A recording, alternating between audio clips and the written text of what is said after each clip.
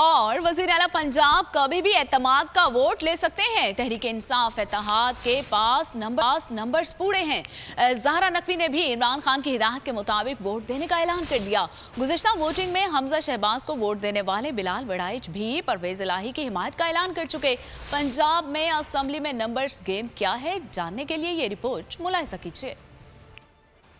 Punjab assembly में किसी भी वक्त हो सकती है बड़ी जंग। वजीर आला पंजाब एतमाद का वोट कभी भी ले सकते हैं, जिसके लिए तहरीक इंसाफ इत्तेहाद के पास 191 नंबर्स एलानिया तौर पर पूरे हैं। पीटीआई के 180, काफ लीग के 10 और एक आजाद रुकन हुकूमती इत्तेहाद का हिस्सा है। ज़हरा नकवी से मुताल्लिक अफवाहें भी दम तोड़ चुकी हैं। इन्होंने बाकायदा तौर पर परवेज इलाही को वोट देने का ऐलान कर दिया है। ऐवान का एतमाद हासिल करने के लिए वजीर आला को 187 वोट चाहिए। दूसरी जानिब 13 जमाती इत्तेहाद अगर तहरीके अदम एतमाद लाता है तो इन्हें भी 187 अरकान चाहिए होंगे, लेकिन 13 पार्टियों के पास सिर्फ 179 अरकान हैं। नून लीग के 167, पीपल्स पार्टी के 7 और 4 आजाद उम्मीदवार हैं। इन अरकान में चौधरी निसार भी शामिल हैं, जो अक्सर नून लीग से लाताल्लुक रहते हैं। लिहाजा नंबर्स के हिसाब से पीटीआई का पलड़ा भारी है।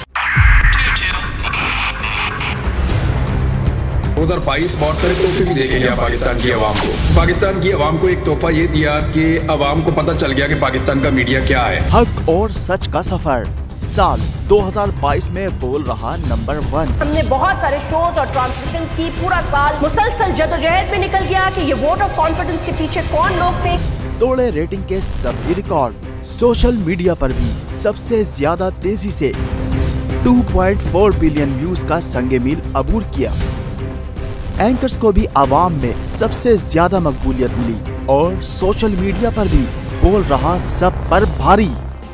सब्सक्राइब करें और बेल दबाएं ताकि कोई खबर रह न जाए।